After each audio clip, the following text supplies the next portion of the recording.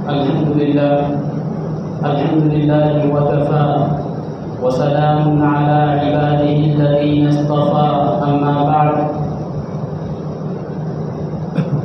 عن أبي هريرة رضي الله عنه أنه قال قال رسول الله صلى الله عليه وسلم إياكم والحسد فإن الحسد يأكل الحسنات كما تأكل النار الحطب. رواه ابو داود او كما قال علیہ الصلوۃ والسلام.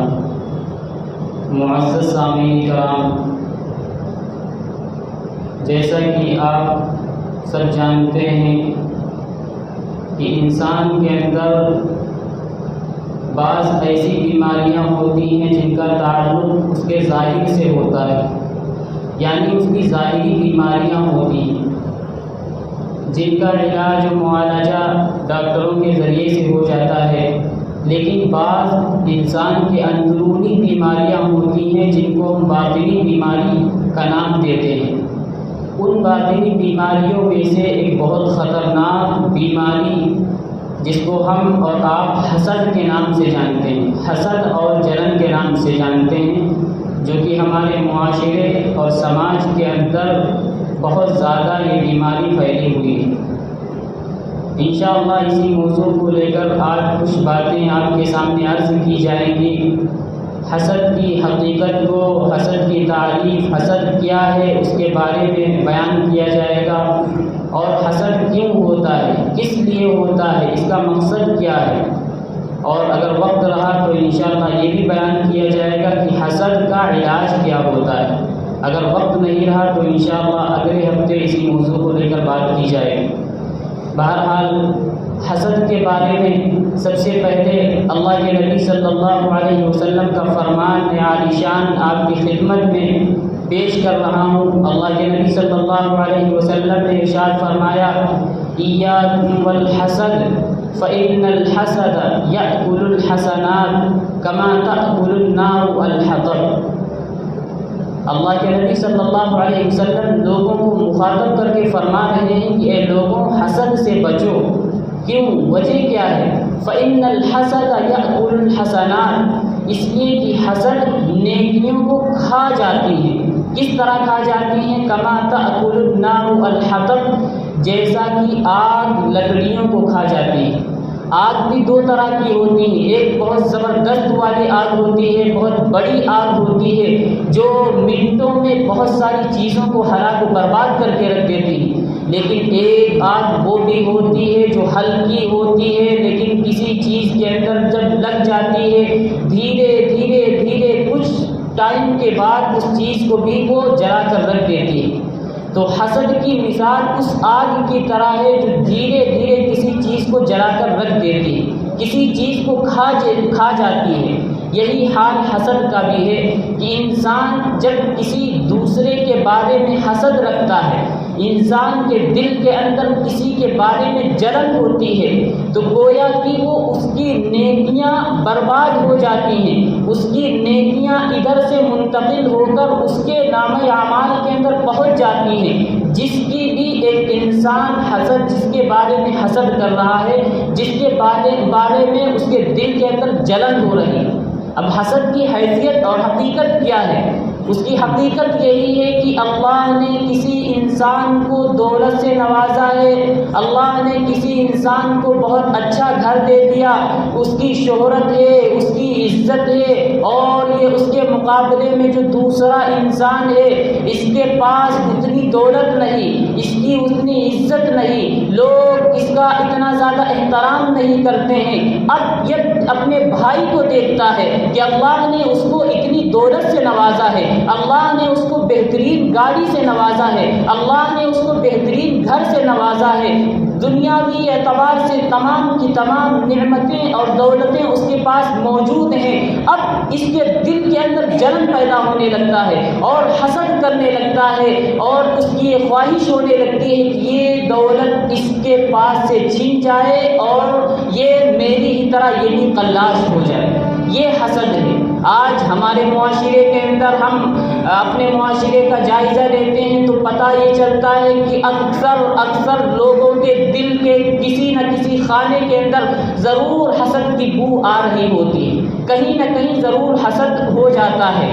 اب اپنے بھائی کو دیکھا کہ وہ اس کی عزت لوگ زیادہ کر رہے ہیں، ابھی اس کی وہ عمر بھی نہیں پھر بھی لوگ اس کی عزت کر رہے ہیں، اب یہ اس کے دل کے اندر یہ بات آ جاتی ہے کہ اس کی بھی لوگ عزت نہ کریں، اس کے اندر کوئی ایسا شوشہ نکالنے کی کوشش کرنے لگتا ہے، کوئی ایسی غلطی تلاش کرنا چاہتا ہے کہ تاکہ اس غلطی کو مشہور کر کے ہم اس کو بدنام کریں، اس کی غلطی کو، اس کے چھپے ہوئے عیب کو لوگوں کے سامنے ظاہر کر کے اس کو رسوا کروں، اسی فکر میں وہ لگا رہتا ہے۔ اس کا نتیجہ کیا ہوتا ہے؟ اس کی دنیا بھی برباد ہو جاتی ہے اور اس کی آخرت بھی برباد ہو جاتی ہے۔ دنیا تو اس اعتبار سے برباد ہو جاتی ہے کہ پھر اس کا ذہن اسی جانب چلتا رہتا ہے، دن پورا دن اسی فکر پہ لگا رہتا ہے کہ کس طرح ہم اس کی دولت کو چھین لیں، کس طرح اس کی دولت کو ختم کر دی جائے، کس طرح لوگ اس کی جو عزت کرتے ہیں لوگ اس کی برائیاں کرنے پر آ جائیں۔ وہ اسی ٹینشن میں پورا دن رہتا ہے، اس کی رات بھی اسی ٹینشن میں گزر جاتی ہے۔ اس طرح دنیاوی اعتبار سے بھی اپنے کاروبار سے ہاتھ دھو بیٹھتا ہے، اسی فکر میں لگا رہتا ہے، اور آخرت کے اعتبار سے جیسا کہ اللہ کے نبی صلی اللہ علیہ وسلم نے ارشاد فرمایا کما تأکل النار والحطب، کہ وہ نیکیوں کو کھا جاتا ہے اس طرح جیسا کہ آگ لکڑیوں کو کھا جاتی ہے، گویا کہ وہ اپنی نیکیوں کو اس کے نامہ اعمال کے اندر منتقل کر رہا ہوتا ہے۔ اب جو انسان بھی کسی دوسرے کی غیبت کرتا ہے، جو انسان بھی کسی دوسرے کے بارے میں جلن رکھتا ہے، حسد رکھتا ہے، تو گویا کہ اس کو نیکیوں کی ضرورت نہیں، بلکہ وہ اپنی نیکیاں اپنے نامہ اعمال سے منتقل کر کے اس کے نامہ اعمال کے اندر بھیج رہا ہوتا ہے۔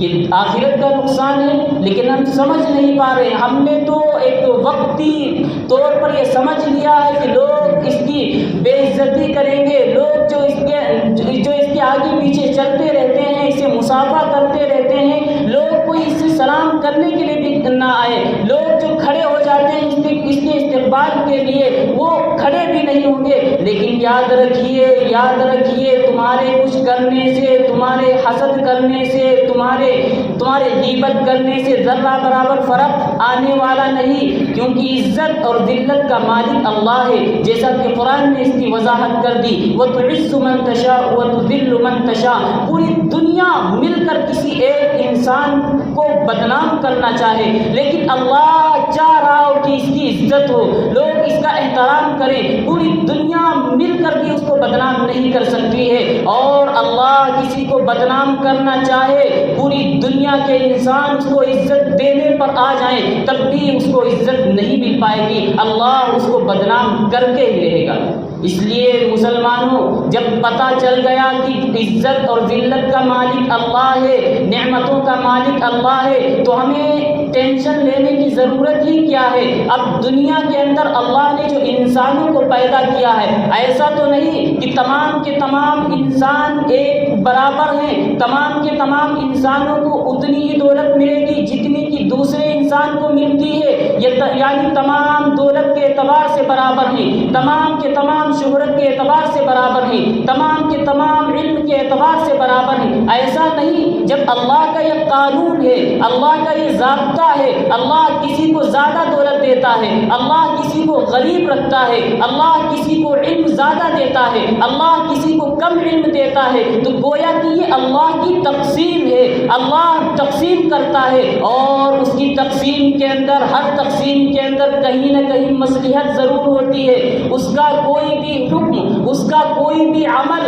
حکمت اور مصلحت کے خلاف ہو ہی نہیں سکتا۔ اللہ جانتا ہے کہ اس بندے کو کتنی دولت ملے جس کے اوپر وہ اللہ کو راضی رکھے گا اور نمازوں کی پابندی کرے گا اور شریعت و سنت کے مطابق اپنی زندگی گزارے گا۔ اللہ کو پتا ہے کہ اگر اس سے زیادہ اس کو دولت دے دی جائے گی، اگر اس کو اس سے زیادہ شہرت مل جائے گی تو یہ اپنے مالک حقیقی کو بھولنے لگے گا۔ اس لیے اللہ کو ساری چیزوں کا علم ہے، حکمت اور مصلحت کا علم ہے، تو جب یہ اللہ کی تقسیم ہے، اب ذرا اس حقیقت کو سامنے رکھیں کہ حسد جس کو کہتے ہیں، اللہ نے کسی کو دولت سے نوازا، اب اس کے دل کے اندر یہ بات آتی ہے کہ جیسے ہمارے پاس یہ دولت نہیں ہے، اس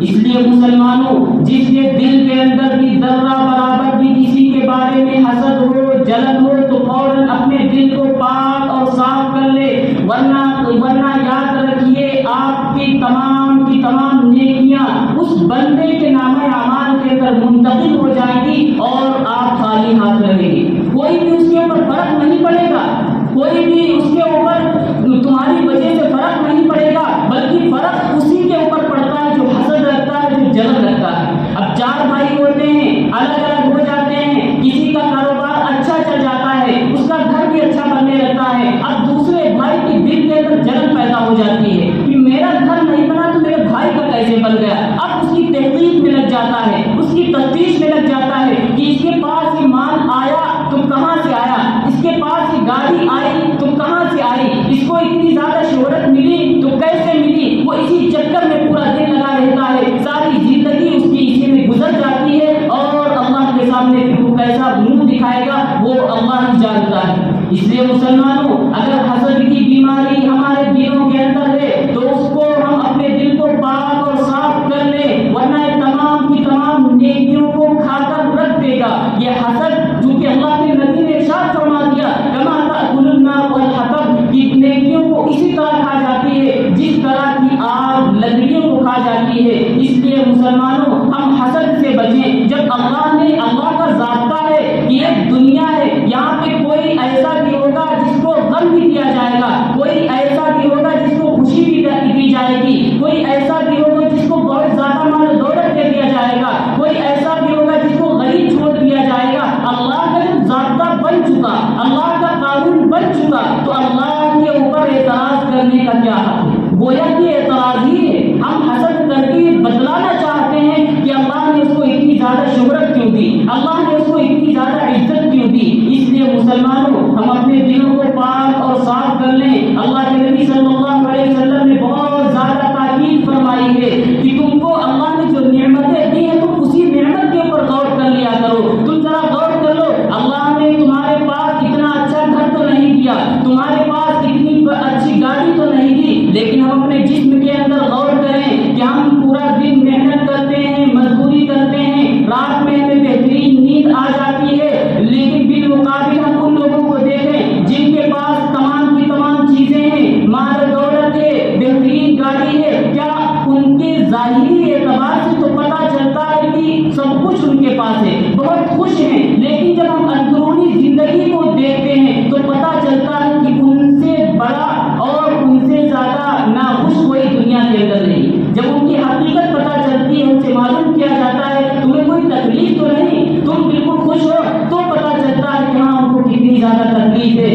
اس لیے ہم اور آپ سب حسد سے بچنے کی کوشش کریں خوب زیادہ۔ وَإِيَّاكُمْ وَالْحَسَدَ، اللہ کے نبی صلی اللہ علیہ وسلم نے بہت تاکید کی ہے اور بہت زور دیا ہے۔ امام ابو حنیفہ علیہ رحمہ کے بارے میں آتا ہے کہ وہ کبھی بھی کسی کی غیبت اور حسد نہیں کیا کرتے تھے۔ سفیان ثوری علیہ رحمہ جو کہ امام ابو حنیفہ علیہ رحمہ کے ہم عصر ہیں، وہ ایک ہی زمانے میں ہیں۔ امام ابو حنیفہ علیہ رحمہ عمر میں ان سے بڑے ہیں۔ امام ابو حنیفہ کی پیدائش 80 ہجری کی ہے، انتقال 150 ہجری کا ہے۔ سفیان ثوری کی پیدائش 96 ہجری کی ہے، انتقال 161 ہجری کا ہے۔ اس اعتبار سے امام ابو حنیفہ علیہ رحمہ 16 سال سفیان ثوری سے بڑے ہیں۔ سفیان ثوری سے کسی نے پوچھا آپ کا کیا خیال ہے امام ابو حنیفہ کے بارے میں، تو انہوں نے کہا وہ تو بڑا بخیل آدمی ہے۔ انہوں نے کہا ارے اس کے بارے میں تو بڑی تعریفیں کی جاتی ہیں، بہت سخی آدمی ہے امام ابو حنیفہ علیہ رحمہ۔ تو کہا نہیں وہ تو بہت بخیل ہے، کسی کو اپنی نیکی نہیں دیتے ہیں اور دوسروں کی نیکیوں کو اپنے نام اعمال لے کر جمع کرتے رہتے ہیں۔ اس طرح کی انہوں نے کبھی کسی کی غیبت نہیں کی، اور نہ تو وہ غیبت کرتے ہیں اور نہ ہی غیبت سنتے ہیں، اس لیے وہ اپنی نیکی کسی کو نہیں دیتے ہیں۔ لوگ ان کی برائیاں کرتے رہتے ہیں، لوگ ان سے حسد رکھتے ہیں، لوگ جلن رکھتے ہیں، اس لیے ان کو دوسروں کی نیکیاں خوب زیادہ ملتی رہتی ہیں۔ اس لیے امام ابو حنیفہ علیہ رحمہ کبھی بھی کسی کی غیبت نہیں کرتے تھے، کبھی بھی کسی کے بارے میں جلن نہیں رکھتے تھے، اور وہ کہا کرتے تھے کہ اگر میں کسی کی غیبت کروں تو میں اپنے والدین کی غیبت کروں گا، میں اگر کسی سے جلن رکھوں گا تو اپنے والدین سے جلن رکھوں گا۔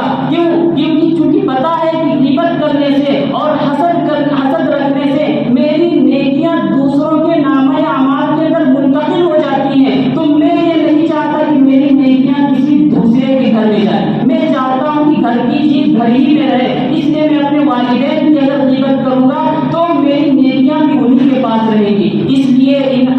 تمام چیزوں کو ہم سامنے رکھ کر اس بات کا اندازہ لگائیں کہ ہماری نیکیاں ساری کی ساری ختم ہو جائیں گی اگر ہم نے اس عادت کو نہیں چھوڑا۔ اگر اللہ نے کسی کو عزت دی ہے، آپ کو بھی عزت دے سکتا ہے۔ آپ اللہ سے مانگیے، آپ کیوں اس کے بارے میں چکر میں پڑے ہیں، کیوں اس کے کسی عیب کو تلاش کرنے میں لگے ہیں؟ یہ حسد کرنے کی وجہ سے کئی بیماریاں آ جاتی ہیں، غیبت بھی ہونے لگتی ہے، چغلخوری بھی کرنے لگتا ہے، عیب بھی تلاش کرنے لگتا ہے، حسد کینہ بھی بغض بھی ہو جاتا ہے اس کے دل کے اندر۔ لیکن اگر حسد نہیں ہوگا تو یہ تمام بیماریوں سے وہ انسان محفوظ رہے گا۔ اب حسد رکھتا ہے تو سوچتا ہے کہ ہم اس کی کسی طرح غیبت کریں، لوگوں کے سامنے اس کی برائیوں کو بیان کریں تاکہ جو اس کی عزت ہے لوگ جو اس کے سامنے کھڑے ہو جاتے ہیں، اسے مصافحہ کرتے ہیں، جب لوگوں کے سامنے اس کی برائی بیان کی جائے گی تو لوگ اسے سلام کرنا بھی چھوڑ دیں گے، جو اس کی شہرت اور عزت ہے وہ اس کی کم پڑ جائے گی۔ یہ خیال میں رہتا ہے، لیکن یہ خیال ہی بس رہتا ہے، باقی آگے کچھ نہیں کر پاتا،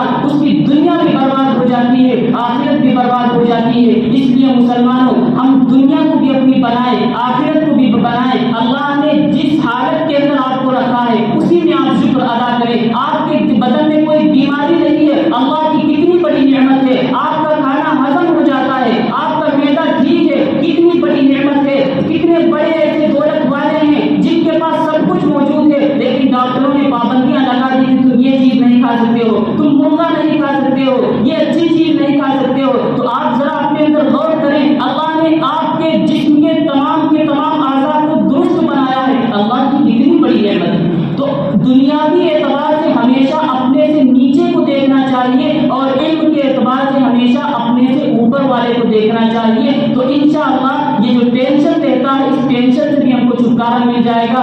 دعا ہے کہ اللہ تبارک و تعالی ہم سب کو حسد جیسی بدترین بیماری سے بچائے۔ انشاءاللہ اگلے ہفتے اسی ٹاپک پہ بیان ہوگا۔ وآخر دعوانا الحمدللہ رب العالمین۔